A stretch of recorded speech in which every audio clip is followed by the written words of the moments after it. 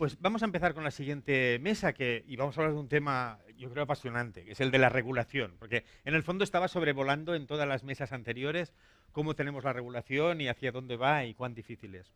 Y tenemos con nosotros a Miguel Vila, del Grupo Parlamentario Podemos, a quien también por alusiones han sonado muchas veces a lo largo de las anteriores mesas, y tenemos a Bernardo Soriano, que es portavoz de Regulación Responsable, que es uno de los grandes esfuerzos que se ha hecho también por aportar algo de luz y de sentido común a la regulación que pueda haber en España al respecto.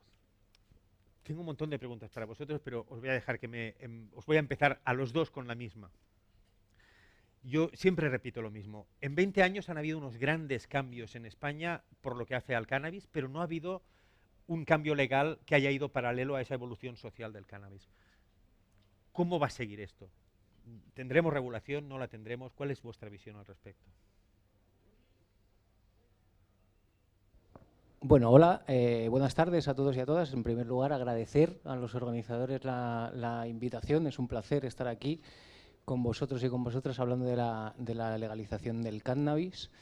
Y respondiendo un poco a tu pregunta, yo ahora mismo es difícil hacer un pronóstico sobre absolutamente nada, incluso sobre lo que va a pasar mañana. Lo que va a pasar mañana es determinante, evidentemente, en las posibilidades que hay de llevar adelante una regulación o no llevarla adelante.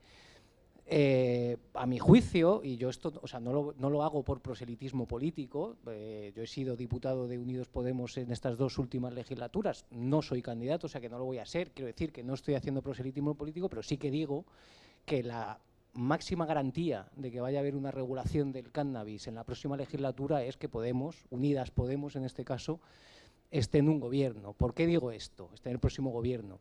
Porque es el único partido que ha tirado realmente en esta legislatura, en esta última, sobre todo la más larga, con intentar llevar adelante una propuesta de ley que es muy diferente a otras iniciativas que se han llevado, que al final PNLs y mociones y estas cosas que están bien porque sacan el debate a la luz y fuerzan a posicionarse a los partidos, pero que no tienen, digamos, fuerza legislativa. Y desde Unidos Podemos se ha tratado de llevar una propuesta de ley, es decir, que obligaba al gobierno de ser aprobada a legalizar el cannabis.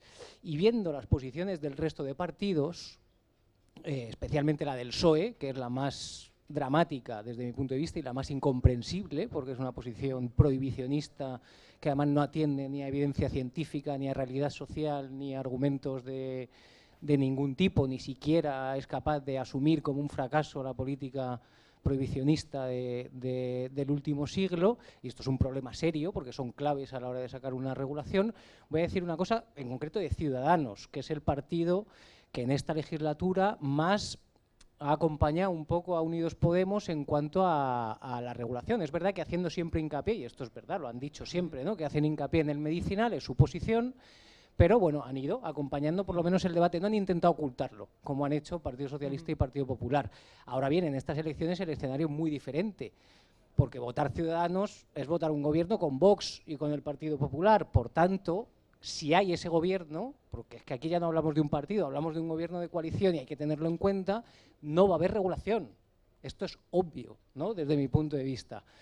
Y si hay un gobierno, digamos, progresista, que englobe pues, a las fuerzas políticas de la moción de censura, por decirlo de alguna manera, no aseguro que vaya a haber una regulación, pero es mucho más probable, ¿no? Y cuanto más poder o capacidad tenga Unidos Podemos, yo creo que esto más posible es. Voy a hacer un comentario luego respecto a una de las cosas que has comentado antes, pero voy a Bueno, dejarte primero la palabra.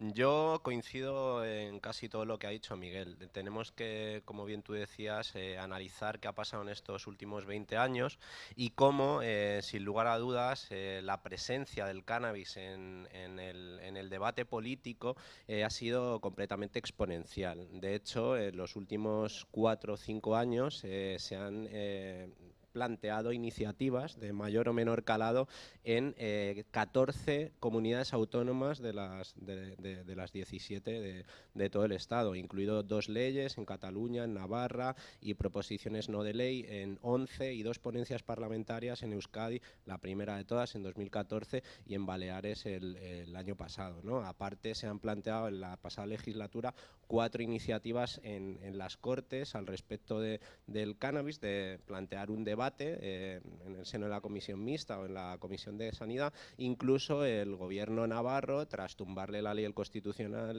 que aprobaron mediante ILP, ha planteado ante el Congreso, que ha quedado pues en cola hasta que se vuelva a formar las Cortes, la misma ley, tramitándolo directamente desde el Gobierno de Navarra, desde el Parlamento de Navarra, al Congreso. Entonces, pues bueno, sin lugar a dudas, estamos más cerca que nunca. ¿Cuándo va a ser? ¿Cómo va a ser? Pues coincido con Miguel.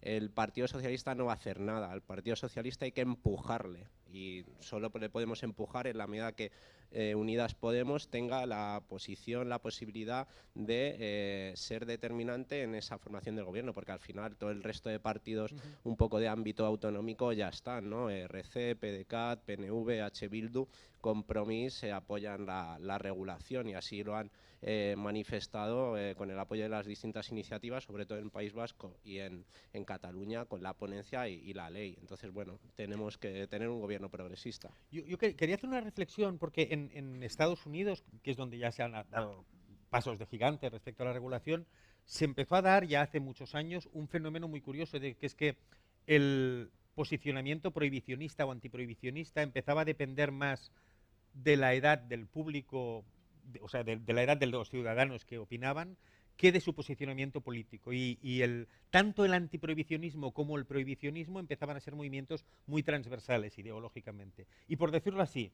y de manera excesivamente simplificada, los jóvenes eran antiprohibicionistas y los viejos seguían el antiprohibicionismo con independencia de su posicionamiento político. Y entonces has comentado que los dos partidos más jóvenes, por decirlo así, con independencia de su posicionamiento en el espectro ideológico, como Ciudadanos y vosotros, en eso podéis tener puntos en común. Y en cambio, los dos partidos, también en posiciones antagónicas ideológicamente, pero más antiguos, mantienen esa unanimidad en cuanto a tratar el cannabis como una droga, en el sentido, la droga esa escrita con mayúsculas que lo acumula todo, ¿no?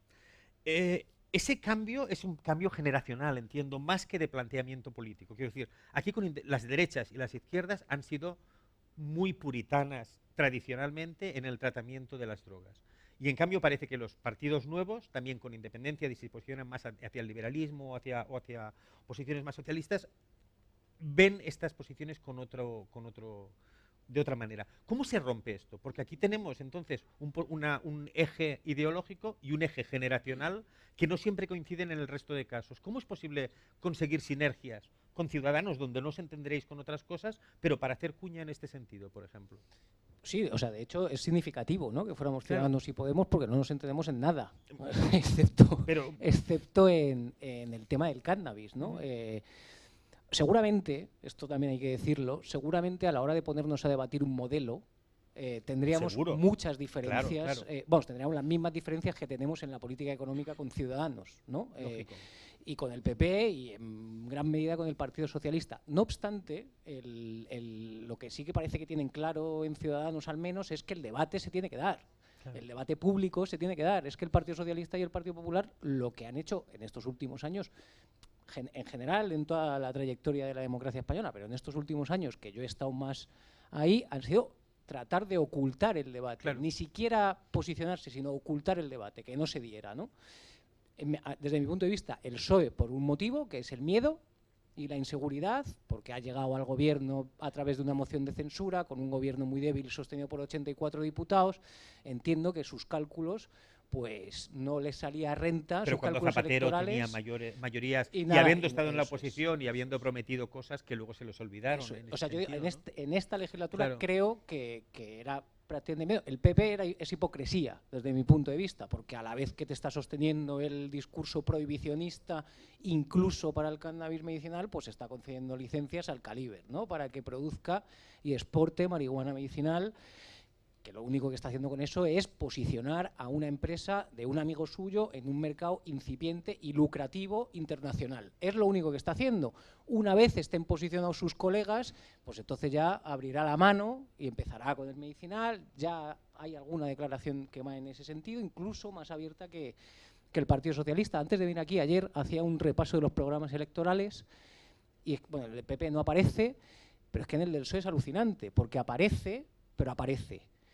Primero aparece en un apartado, ni siquiera en sanidad, aparece en un apartado que ellos llaman de tratamiento y control de todas las adicciones. Y ahí meten el punto del cannabis, que dicen que se comprometen a estudiarlo a fondo para conocer el problema. no, para conocer el cannabis. Ah. Que, sí, porque no se ha hecho esto hasta ahora en la historia. Podéis ir al programa del Partido Socialista y lo veis ahí, porque yo es que no daba crédito. Porque es que encima, en esta legislatura, nuestra estrategia comenzó tratando de abrir una ponencia de estudio en el seno de la Comisión Mixta para el Estudio del Problema de las Drogas, de estudio de la regulación integral del cannabis. ¿Quién la boicoteó? El Partido Socialista. Una ponencia de estudio. Sí, ahora llevan el programa y hay que estudiarlo. Bueno, yo en muchas ocasiones he escrito que el paso previo para legalizar las drogas en general, pero en particular ahora el cannabis, es legalizar el debate. Es que lo que ha estado prohibido y lo que sigue prohibido a nivel político durante muchos años es el simple hecho de poder hablar abiertamente y de reflexionar sobre que la política actual no es la única política posible, ¿no? Pero por lo que me dices, ese debate que sí que se ha abierto en la calle y sí que yo diría que la normalización del consumo y de conocer gente que cultiva, que consume, en la calle está ya bastante integrado. Los políticos en eso van muy por detrás. Muy por detrás, las instituciones muy por detrás. Vamos, o sea, el CIS de noviembre de 2018 daba un 47,2% de personas a favor de la regulación integral. Claro. Es decir, o por lo menos a favor, o sea, yo creo que la pregunta no es ¿estás a favor de una regulación integral?, pero por lo menos que están en contra del modelo actual. Un 47,2, estamos hablando de un 50%, sino más, claro, porque habrá ocultos. Y el medicinal era un 84%, por tanto no hace falta ya ni volver a preguntar, claro, evidentemente.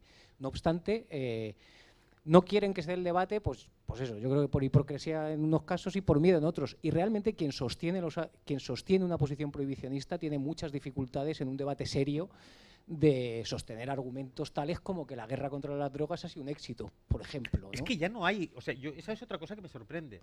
O sea, no hay antiprohibicionistas activos en muchos de estos partidos más clásicos, pero tampoco hay prohibicionistas activos. Hace tiempo que no se ve un prohibicionista salir con orgullo a defender sus posiciones. Son un poco ya como más acomplejados en ese sentido. Ni siquiera el PP se atreve a decir que está a favor de la prohibición de las drogas con todo el peso histórico que eso conlleva. O sea, hay como una doble visión, ¿no? Esa hipocresía que comentabas tú. Totalmente. Es que, como bien apunta Miguel, los argumentos son muy endebles. No hay nada que sostenga ya la prohibición. Tampoco se hace, como dices, una confrontación activa contra la regulación, simplemente se la oculta y se la intenta obviar. Yo quería mencionar un congreso que sí que armaron, un congreso un poco contra toda, digamos, las iniciativas que se dieron en el año 2017, que fue en Catoira, en Vigo. Y en este congreso se llama Salud, Cannabis y Ley. Digamos que se hizo una exposición completamente sectaria, sin que hubiera, digamos, posicionamientos a favor o neutros, y se trajeron a los hooligans de la prohibición, amparado por el antiguo Plan Nacional sobre Drogas del señor Babín. Y la verdad es que ibas allí y salías con la moral baja. Con la moral baja y en cortocircuito mental, porque claro, se mantenían posiciones más propias del medievo en cuanto a las drogas estamos hablando, ¿no?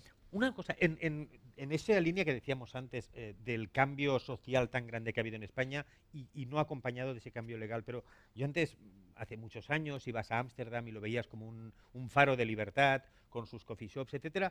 Pero ahora en Barcelona, creo que en Madrid no es tan así, pero también en el País Vasco tú puedes ir a un club canábico y comprar a la carta entre un montón de variedades y parece casi que estemos como en un país libre, o sea, cuando estás en ese caso. Pero todo esto estamos un poco también en el filo de la navaja. Es una sensación, entiendo, de falsa seguridad la que tenemos los consumidores en este momento. Me da la sensación que muchos consumidores esta sensación de falsa seguridad les hace abandonar la militancia, les hace pensar que ya lo tenemos todo ganado. Y creo que no se es consciente de hasta qué punto esta libertad, la libertad en general, pero esta libertad es frágil, también hay que defenderla día a día. ¿Cómo veis vosotros el futuro de los clubs y el futuro de la militancia? Es importantísimo lo que has apuntado. Nadie protesta cuando tiene sus necesidades cubiertas. A pesar de que el acceso al cannabis ya no está en una zona gris, hablando de los clubes, tras las últimas sentencias del Tribunal Supremo, donde tampoco vamos a entrar en detalles, no se deja ninguna opción al funcionamiento y los tildan de ilegales. Luego no se entiende que afortunadamente haya una tolerancia importante en determinadas zonas del Estado al respecto, pero no podemos perder la perspectiva de que estamos en una situación terrible y que sobre todo jurídicamente no puede mejorar, sino ir a peor. Y la única opción es una regulación. Pero claro, si tú puedes hacer algo, no vas a protestar por no poder hacerlo. Claro. Eso desincentiva evidentemente la movilización y es algo pues que puede cambiar en un chasquido de dedos. Pero por tanto mantener ese espacio de tolerancia también va bien al inmovilismo político. Bueno, yo ahí discrepo, discrepo un poco. No hago una relación, digamos, directa entre dejar el activismo teniendo, digamos, más o menos, porque lo tenemos más o menos satisfecho, las necesidades. Y bueno, en el caso de los que somos consumidores recreativos o terapéuticos, en el mejor de los casos, bueno, pero quienes son enfermos, son pacientes, ¿no? No, por supuesto, sí. Y luego, para mí lo más grave de todo en el tema de los clubes y las asociaciones, o una de las cosas más graves, no es ya el filo en la navaja, es que están al albur de lo que decida el gobierno de turno. Y esto es una inseguridad jurídica, claro, desde mi punto de vista, que atenta contra los derechos fundamentales y contra los derechos de asociación y contra los derechos individuales y colectivos. Porque no puede ser que si al gobierno de turno le da por apretar, le dé una orden a la Fiscalía, si le da por no apretar tanto tal, porque esto no, en un Estado de Derecho no debería depender de esa arbitrariedad, claro. Arbitrariedad, ¿no? Que para mí es el principal problema. Nosotros tratábamos, ¿no?, de garantizar la ley la ley que llegamos a escribir, tenemos un borrador entero que no llegamos a presentar por el adelanto electoral. El plan era presentarla a final de marzo, nos adelantó Pedro Sánchez las elecciones, no se pudo presentar, no estaba terminada del todo, pero ahí lo que tratábamos de hacer, fijándonos sobre todo en la ley catalana, dado que sobre todo traía el consenso, digamos, del Parlamento catalán prácticamente entero, excepto del PP, de dotar de una regulación a las asociaciones y a los clubes que primero diferenciara bien entre una asociación y una cosa un poco más comercial, y segundo, que garantizase, digamos, seguridad jurídica a las personas, tanto a los consumidores como a los que están asociados, como a los trabajadores y trabajadoras de las asociaciones, que por cierto tienen y están trabajando sin ningún derecho, claro, en tanto que existe esa ilegalidad o alegalidad. Tú antes has comentado, dices que no querías entrar en detalle, pero te voy a hacer entrar en un poquito de detalle respecto a la sentencia del Supremo y los clubs. Un poco como resumen, los clubs han salido cogiendo esa idea del consumo compartido, que de hecho es quizá llevar al extremo un principio jurídico que no estaba pensado para eso, pero que ha servido para implantar la realidad de los clubs ahora. Tú dices que ahora este recorrido jurídico se está acabando con las últimas sentencias. ¿Puedes concretar un poco por qué es así? Sí, efectivamente, un apunte primero, como bien dice Miguel, esto no puede quedar al albur del gobierno de turno que presione más o presione menos, pero hay que partir de la base de que estas sentencias ya son palmarias y que no pueden cambiar, independientemente de presión o no presión política. A día de hoy, la actividad que están realizando los clubes de cannabis es una actividad criminal, que no entra dentro del consumo compartido. El tribunal, eso está ya bendecido. Eso está bendecido por 15 magistrados de la Sala Segunda del Tribunal Supremo, donde el 100% de ellos coinciden en que esto no es consumo compartido. La cuestión es que esta doctrina jurídica se ha venido aplicando desde sus inicios al tema del cannabis de una forma que el Tribunal Supremo nunca se había podido posicionar al respecto de su propia doctrina aplicada y validada por otros tribunales inferiores. mediante la instrumentalización de la Fiscalía General del Estado por parte del Partido Popular, se imputa de otros delitos y hacen que el tracto judicial varíe y estos asuntos lleguen por primera vez al Tribunal Supremo. 7 de septiembre de 2015 tenemos ya la mítica sentencia, el caso Evers, la 484-2015. Esta sentencia, el Pleno, se reúnen todos los magistrados de la Sala Segunda para unificar criterio y doctrina y vienen a decir que la mera institucionalización es un requisito que va en contra del consumo compartido, que es un acto espontáneo, que es un acto que no tiene una temporalidad, que es un acto privado y sin organización. Y que se entiende que ha habido una serie de señales que han podido hacer pensar a la gente que esto era una actividad regulada.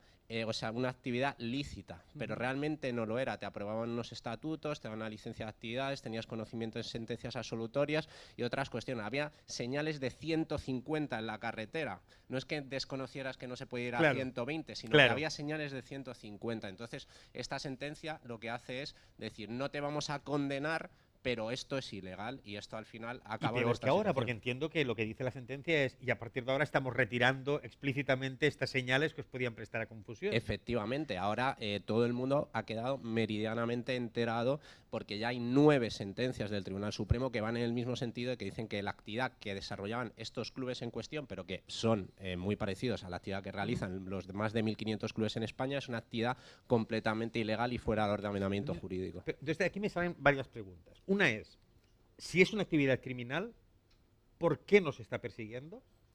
Y segunda, ¿por qué cuando se persigue se hace con esa arbitrariedad geográfica incluso?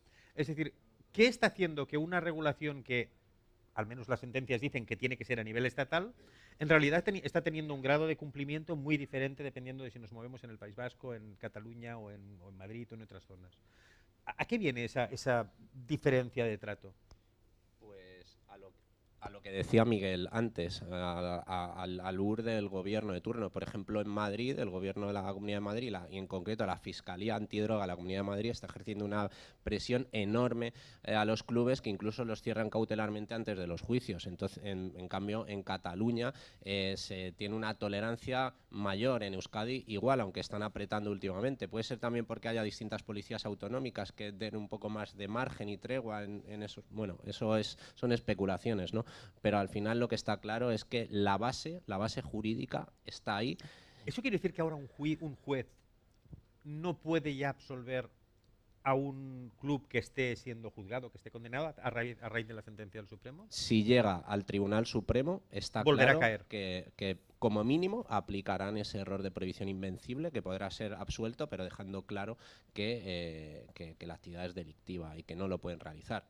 Incluso puede ir a peor. Todavía no hay ninguna sentencia del Tribunal Supremo que haya ido en ese sentido, pero sin lugar a dudas llegará y eso lo que provocará es que la gente que gestiona clubes pues se plantee realmente si continuar o no con la actividad cuando empiece a haber las primeras entradas en prisión y las primeras condenas. Ahora voy a pediros que os mojéis en actividad profética. ¿Van a cerrarse los clubs? ¿Van a mantenerse? En esto está mucho más informado Bernardo. Yo solamente por decir una cosa, añadir a la que decía él, y le dejo a él con la profecía de los clubes. Y era que, vamos a ver, independientemente del... A ver si me acuerdo porque se me ha oído... dale tú y ahora... Bueno, la profecía, te dejamos a ti con la profecía. Es muy difícil hacer una profecía al respecto. O sea, más que nada, pues depende un poco de que la Fiscalía se reactive. Si tenemos una Fiscalía pues del Partido Popular, lógicamente podría pasar lo mismo que pasó el 2 de agosto de 2013, que haga una instrucción. Antes necesitaban un arma para atacar, ahora ya tienen el arma, simplemente hay que cargarla y disparar, ¿no? Entonces, pues bueno, depende del gobierno, espero que no puedo decir otra cosa. Lo que iba a decir es la anomalía democrática que supone el hecho de que estén legislando los jueces, que es un poco lo que ha venido a decir Bernardo, ¿no? O sea, ya hay jurisprudencia suficiente como para que el Supremo, ¿no? O sea, no lo ha hecho el Parlamento, no lo ha hecho el legislador, lo ha hecho el Poder Judicial, que para mí es una dejación de funciones de los parlamentarios, una anomalía democrática, además de todo el problema que supone para las asociaciones. Si la línea de los que es verdad que fue una línea así un poco como cogida por los pelos, pero que ha funcionado. Si la línea de los clubs desaparece o tiene cerrado esta vía que hasta ahora se contaba como posible, quiere decir que realmente ahora sí que hay que ir a todas. Es decir, o se aprueba ya la regulación real o van a aparecer pocos espacios de tolerancia que permitan lo que se ha llegado hasta ahora sin cambios legales, ¿no? Desde luego, la única puerta que se abre es el tema de, como decía Miguel, del cannabis no psicoactivo, ¿no? Que parece que hay una extensión de su uso, de la apertura de tiendas y demás, aunque todavía está en un limbo penal, por lo menos no es una actividad criminal, puesto que no es psicoactivo. Pero es que hay que ir a por todas desde el principio, ¿no? O sea, es el falso debate de cannabis medicinal, regulación integral. Claro. Es que una cosa es distinta a la otra. Es que se puede ir a por las dos cosas, son cuestiones distintas. Una es un tema de derechos de los pacientes que pueden elegir su mejor tratamiento y por cuestiones de humanidad, y lo otro es por una cuestión de derechos y libertades, que es lo que tenemos que defender, ¿no? Entonces, bueno, es... La lucha del cannabis medicinal respecto al cannabis recreativo y si hay que tratarlo diferencial o no es lo que se ha comentado muchas veces. Tú eres partidario de tratarlo integralmente. Desde luego. Y desde Podemos entiendo que también es vuestra Nosotros visión. Sí, también. Hicimos una ley integral, y contesto un poco a Miguel, que no le veo, pero le he escuchado lo que decía. O sea, hicimos una ley integral. Primero porque partíamos de una serie de premisas políticas, el fracaso de la política de prohibición, la utopía que supone pretender un mundo libre de drogas, por muy restrictivas que apliques, por muy restrictivas que sean las políticas que apliques, bueno, la realidad social nacional e internacional, el contexto internacional cada vez más cambiante, ¿no? Una serie de premisas que nos llevaban a concluir que hacía falta un cambio de estrategia, ¿no? Eso tiene más que ver con la política de drogas en general, y que hacía falta una regulación integral del cannabis como una sustancia no especialmente dañina, y así está contemplada en el ordenamiento jurídico español, porque todo esto que estamos hablando de represión, persecución, es para una sustancia que el ordenamiento jurídico español cataloga de no especialmente nociva, que esto también está bien decirlo, es decir, no conlleva riesgo de muerte, por entendernos, y bueno, nosotros creíamos que había que hacerla integral, y aparte por las premisas, porque creemos que también hacer una regulación solo del medicinal, primero, va a ser una regulación encubierta, si le quieres llamar, vamos a estar por lo menos 10 o 15 años con una regulación exclusivamente medicinal, con suerte, si no estamos más, y además no soluciona problemas que nosotros vemos fundamentales. No soluciona o no da una solución satisfactoria del todo al problema del narcotráfico, que para nosotros es una cuestión fundamental a la hora de legislar. Tampoco garantiza una mejora sustancial en la salud pública, eso que llamamos salud pública, en tanto que no tiene por qué dificultar el acceso a los menores, los usuarios adultos siguen expuestos a la adulteración y a la intoxicación, va a seguir habiendo blanqueo de capitales, va a seguir habiendo violencia vinculada al tráfico de la sustancia. Quiero decir, es como si tú tienes un problema global, ¿no? Quedarte solo en una parte no es que vaya a generar más problemas, pero no va a solucionar del todo todos los problemas que tienes. Además de que, cuando dices integral, le estás dando la misma prioridad al medicinal que al lúdico, porque, ojo, nosotros entendemos a la perfección las necesidades de los pacientes, a la perfección, y entendemos además que tengan mucha más prisa, porque estamos hablando de que lo necesitan para mejorar su calidad de vida y sus condiciones de vida. Son derechos humanos, si quieren, ¿no? Lo entendemos a la perfección. Lo que no vemos incompatible, o sea, con la urgencia, lo integral atiende la urgencia del medicinal también. El medicinal solo atiende la urgencia del medicinal, pero deja pues los derechos y libertades individuales de las personas adultas que quieran consumir, deja el tráfico ilegal, deja el blanqueo de capitales, deja todo lo que la prohibición ha generado, ¿no? Que eso que pretendía solucionar, al final han generado con 57 años de prohibición más problemas de orden público y de salud de los que pretendían evitar, o de los que supuestamente pretendían evitar. Entonces, esos reparos que hemos oído antes en un par de ocasiones, de que vuestra propuesta era maximalista y que por tanto podía ser contraproducente, sí, es de máximos, evidentemente. O sea, nosotros planteamos en la ley un modelo ideal. Nuestro modelo ideal además tiene mucho que ver y hacemos digamos, las premisas eran derechos y libertades, salud pública y pacientes, ¿no? Acceso al tratamiento que necesitan los pacientes. Premisas fundamentales. No obstante, cuando nos ponemos a regular o a legislar sobre un campo como el del cannabis, tienes que tener muy en cuenta el impacto económico que va a tener, porque lo va a tener. Y ahí la pregunta es a quién va a beneficiar o a quién pretendes tú que beneficie. Nosotros, en el modelo que planteamos, pretendemos que ese beneficio no se lo queden pues lo de siempre, ¿no? Las tres empresas, o que no haya un oligopolio o un monopolio de la producción, vamos, de todo el ciclo del cannabis. Intentamos, bueno, pues fomentando el autocultivo, fomentando el cooperativismo, con un sistema de, ya estoy dando así como detalles de la ley que irán saliendo, un sistema de licencia restrictivo limitado, si quieres, ¿no? Que no puedas tener una licencia de producción y de venta, ¿no? Este tipo de cosas que creemos que hay más, pero que creemos que garantizan de alguna manera una redistribución de esos más que previsibles beneficios económicos que va a traer una Voy a volver un momentito luego a preguntarte sobre el modelo económico que puede haber detrás de esta regulación, pero me gustaría comentarle a Bernardo, ¿vosotros habéis participado también en la propuesta de esta regulación responsable, en la propuesta que ha hecho Podemos? Bueno, nosotros desde que Podemos llegó al Congreso venimos incidiendo. Me acuerdo la primera vez que conocí a Miguel en Vista Alegre 2, que tuvimos la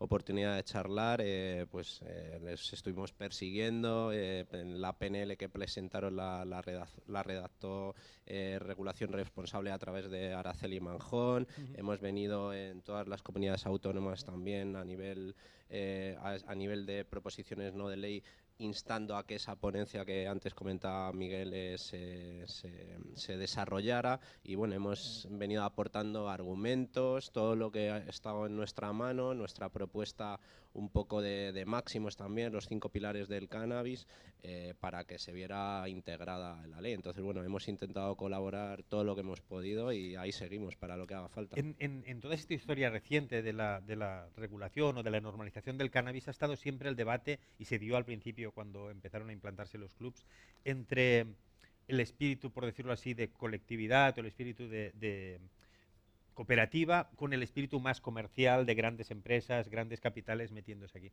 Lo cierto es que con el experimento que vemos en Estados Unidos, después de la regulación del cannabis medicinal y luego recreacional en California principalmente, el boom de las empresas, el boom del negocio ha sido enorme. Leíamos hace pocos días cómo la bolsa está disparando todas las acciones de las empresas que más o menos tienen que ver con el cannabis, por ese propósito especulativo, pero también de decir, aquí hay un negocio en el futuro.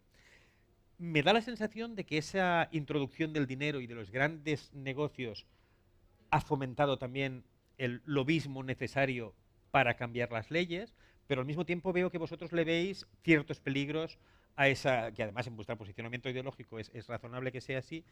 Sí que me gustaría que me hicierais los dos vuestra visión de cuáles veis los pros y los contras de esa industrialización o esa entrada masiva de capitales en este movimiento antiprohibicionista. O sea, claro, yo es que lo veo la parte fundamental. En tanto, nosotros siempre hemos estado diciendo, ¿no?, sobre todo el último año, que ya no se trata de un debate de sí o no, sino de cuándo y cómo, ¿no? Y creo que el cómo es lo que tiene la amiga, ¿no? Lo que estaba diciendo, la hipocresía del PP responde a unos intereses que están ocultos, pero que son fácilmente, digamos, intuibles, ¿no?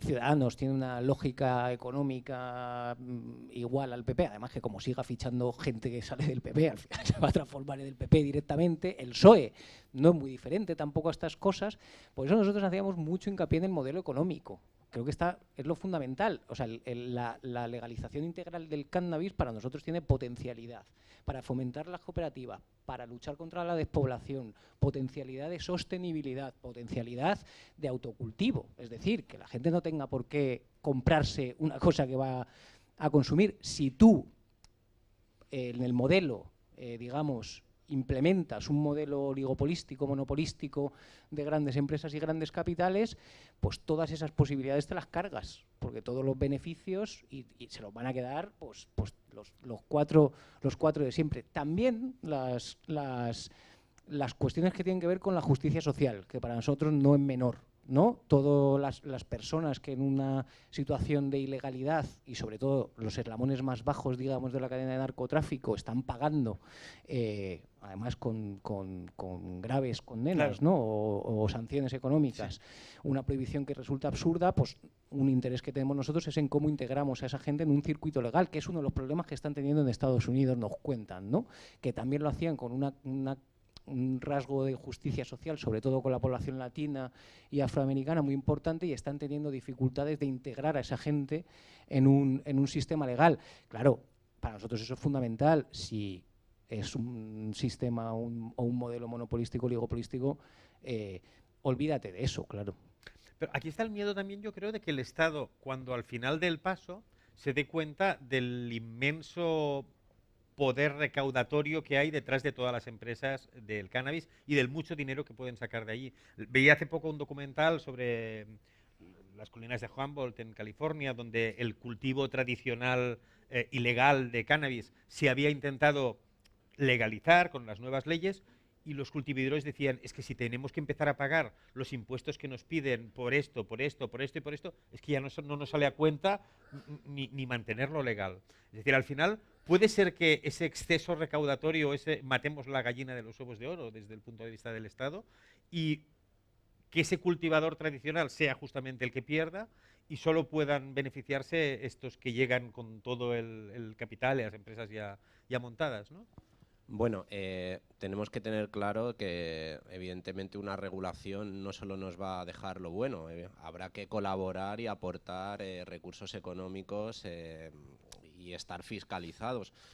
Tiene que ser coherente. Cuando antes decías en Norteamérica las grandes compañías, tampoco podemos tender a generalizar todo Norteamérica, porque la propia regulación como se ha dado, por ejemplo en Estados Unidos, que no ha sido una regulación federal. Sí, no, yo hablaba sobre todo de California, sí, quizá como motor económico. Pero es muy interesante el fenómeno a nivel federal, que no se ha producido la regulación, sino a nivel de cada estado. Y esto lo que ha permitido es precisamente que no puedan entrar los grandes y que en los distintos estados haya habido una atomización de multitud de emprendedores y pequeñas empresas que también han generado negocios ligados al cannabis, ¿no? Y el hecho de que no se haya regulado a nivel federal no hayan podido entrar los grandes. Yo creo que es un factor clave, porque aquí en España el sector, aunque en una zona gris, en su mayoría es un sector enorme de gente muy preparada, muy ilusionada, y que no sería justo que no pudiera acceder. Entonces lo que hay que establecer es un sistema de licencia razonable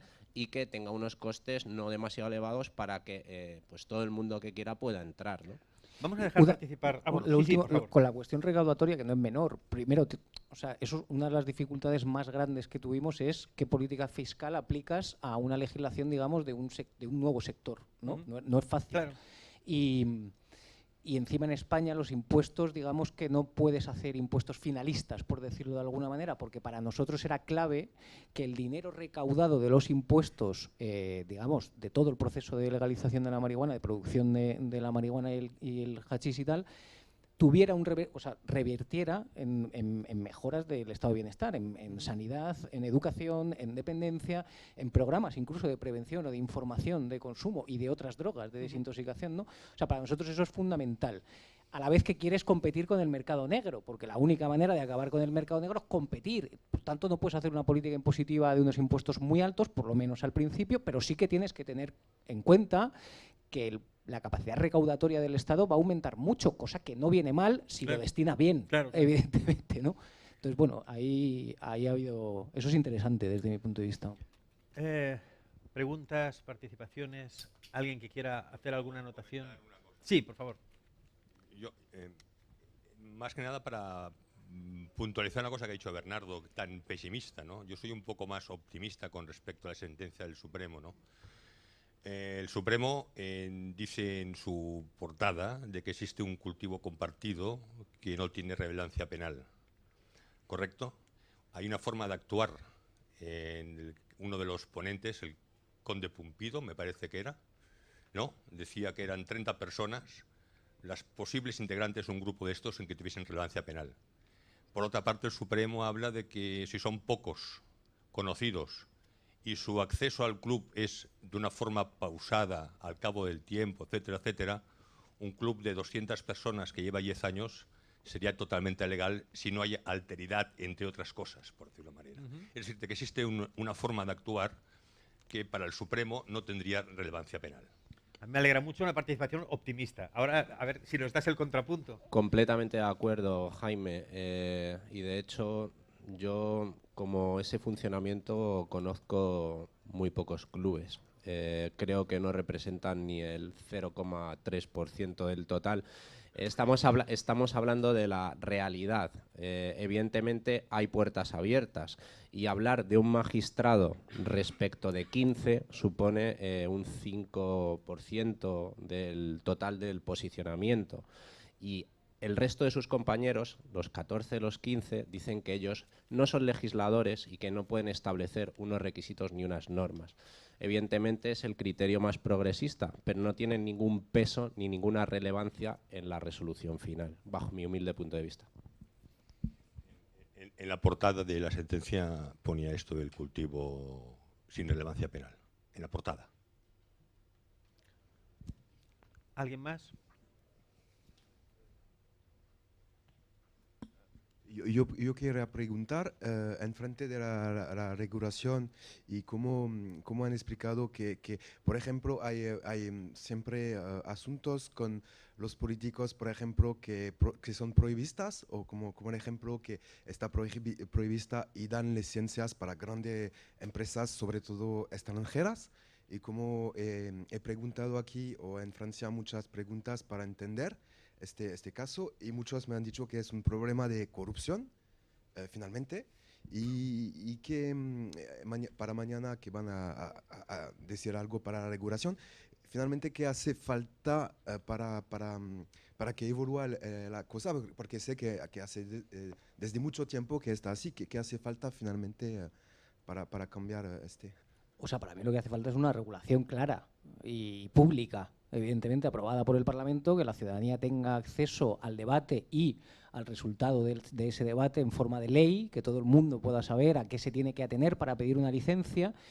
Tú fíjate que o sea, yo como diputado en estos 3 años he hecho diversas preguntas al Gobierno, tanto del PSOE como del PP, porque en 3 años hemos tenido a los 2 partidos, sobre qué número de licencias y a quién le ha concedido las licencias para el cultivo de cáñamo, de cannabis en general, sin especificar más. Pues si 4 preguntas he hecho, ni una es igual a la otra. Y o sea, me está contestando el gobierno del PP me contesta 2, que no es igual la respuesta en una y en otra. El gobierno del PSOE me contesta a 2, que no son iguales una de otra. Más aún, te vas a comparar lo que publica la Agencia Española del Medicamento, que es la que otorga las licencias, con la respuesta que te ha dado el gobierno y tampoco coincide. ¿Qué quiere decir esto? Pues que hay un oscurantismo y una falta de transparencia y la falta de legislación, evidentemente, que lo que da pie es a que hagan un poco lo que les dé la gana y les den la licencia a quien les dé la gana. Dices a empresas extranjeras, al Caliber, a la empresa que le dio el PP la licencia para producir y exportar marihuana medicinal fuera de España, pese a que los pacientes en España existen y la necesitan, es una empresa española que posee el monopolio del opio en España, de la producción de opio. España es el segundo país de producción de opio. El presidente de esa empresa se llama Juan Abelló, que es amigo de la familia Aznar. Quiero decir, la vinculación es más que obvia, más que obvia. Entonces, claro, bueno, pues mientras haya oscurantismo, mientras la gente no sabe a qué atenerse para pedir una licencia, no sabes por qué te la niegan, no sabes por qué te la dan. Si te llamas Juan Abelló, sabes por qué te la dan. Si no, no. Pues claro, hacen lo que les da la gana. Y la única manera de acabar con esto, desde mi punto de vista, es una regulación que establezca los criterios claros y que todo el mundo tenga acceso a esos criterios. Los cumples, te dan la licencia, no los cumples, no te la dan. Punto. O sea. Sí, eso es claro. Gracias.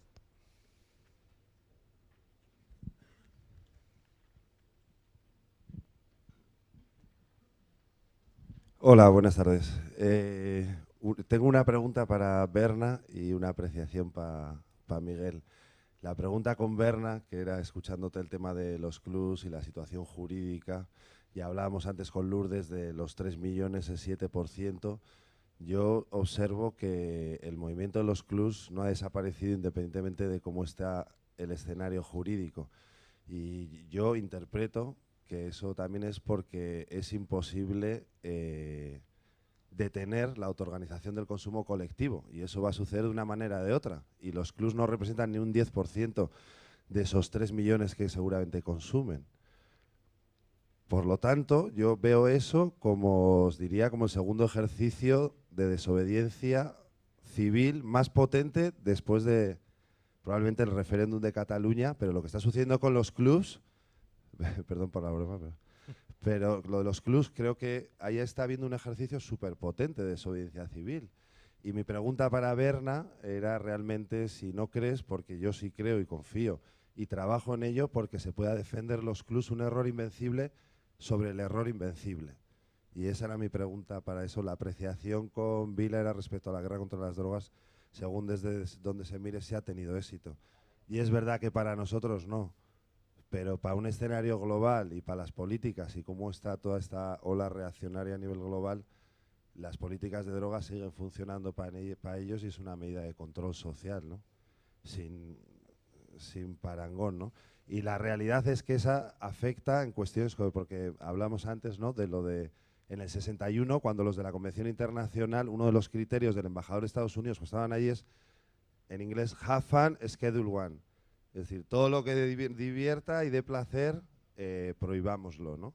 Y esto se sigue manteniendo. Y los políticos, la realidad es que no tienen pelotas ni conocimientos y que la democracia, lo que va a haber mañana es un simulacro democrático, porque España está como está y eso también le afecta al cannabis. Entonces, creo que hay que contextualizar que esa guerra contra las drogas tiene consecuencias evidentes, ¿no? Y la apreciación es que dentro de todo eso que hay de política, creo que lo que ha hecho Podemos es de agradecer y yo te transmito pues el agradecimiento por ese trabajo. Gracias.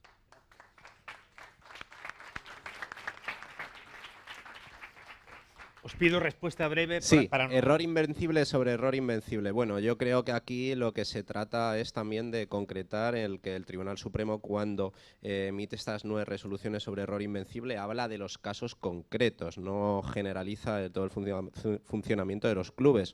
Error invencible, pues siguen habiendo argumentos a favor del error invencible, la no persecución de los clubes, la aparición de cada vez más clubes que sigan aprobando estatutos y sobre todo para intentar lograr ese error invencible sería intentar apartarnos de lo que realizan esos clubes concretos en esas sentencias concretas, ser creativos e intentar pues bordear esos cauces, ¿no? También aplicar lo que bien decía Jaime de los grupos reducidos, el criterio de Conde Pumpido, por lo menos por tener algún agarradero, pero siendo claros, pues estamos en una situación pues muy mala. Rápidamente, bueno, gracias por el reconocimiento de alguna manera, que tengo que hacerlos yo a vosotros, porque es una de las cosas que no he dicho antes, o sea, las fuentes de las que bebe el proyecto de ley de Podemos es todo el trabajo que ha hecho el activismo antiprohibicionista durante todos estos años. Nosotros no hemos hecho más que recoger, digamos, cosas que ya estaban hechas y como ponerlas juntas y transformarlo en un texto legislativo. Quiero decir que somos muy conscientes de que no hemos inventado la pólvora y si no llega a ser por el movimiento, por el activismo antiprohibicionista, no sabríamos ni por dónde empezar. Entonces esto también es un agradecimiento que quiero devolver yo. Y por otro lado, totalmente de acuerdo con lo que has dicho. Claro, es un fracaso para nosotros, para los pueblos. No te digo ya para los pueblos de Latinoamérica, México especialmente, Bolivia, Nicaragua, ¿no? ¿Para qué ha servido allí la guerra contra las drogas? Claro, yo hablo de para quién ha sido un fracaso, para nosotros, que para mí también es un éxito para ellos. Y esto deviene, desde mi punto de vista, de que la Convención Única del 61 no persigue los objetivos que ponen en el papel realmente, sino que persigue imponer una determinada hegemonía cultural, política y social que han conseguido. No es casualidad tampoco que sea en el 61 después de la Segunda Guerra Mundial. Los argumentos científicos que daba Estados Unidos es que la marihuana es la droga del demonio, ¿no? O sea, quiero decir, es obvio, ¿no? Entonces, totalmente de acuerdo con la apreciación que has dicho. A ellos, a la minoría privilegiada, a la élite mundial les va bien. A los pueblos nos va fatal. Miguel, Bernardo, muchas gracias. Gracias a ti.